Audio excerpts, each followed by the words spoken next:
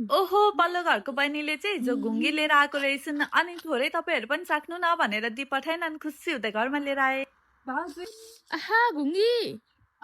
यसको मिठो सुप बनाएर खुवाउ न त यसको सुप पनि बन्छ त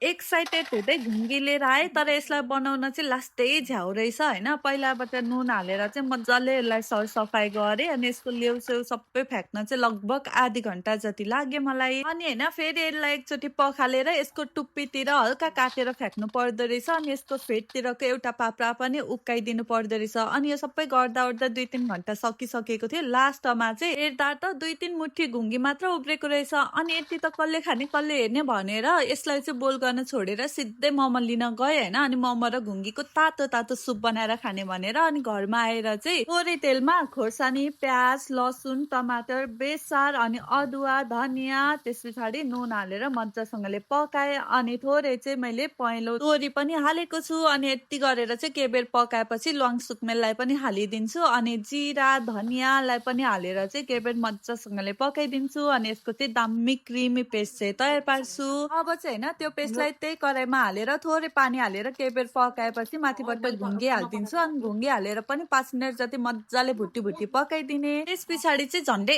1 कराई जति पानी हालेको छु अनि झोल पानी चोक्टा बनाएर चाहिँ माथिबाट अघिको मोमोलाई हालिदिन्छु अनि यो मोमो चाहिँ फ्रिज गरेको वाला थियो अब होइन लास्टमा चाहिँ नुन अनि एमएसजी मसला हालेर 10-15 मिनट मजाले बोइल गर्ने फाइनली दामी सुपीवाला घुङ्गी मोमो सुप चाहिँ तयार भइसकेको थियो यो माथिबाट मोमोको अचारलाई टक्कसँगले हाले धनियाँ हालेर सिधै लगेर मेरो भदैनीले खानु दिएको अति नै बबाल मिठो लाग्यो रे अनि हामी सबैले इन्जोय गर्दै खायौँ। थ्याङ्क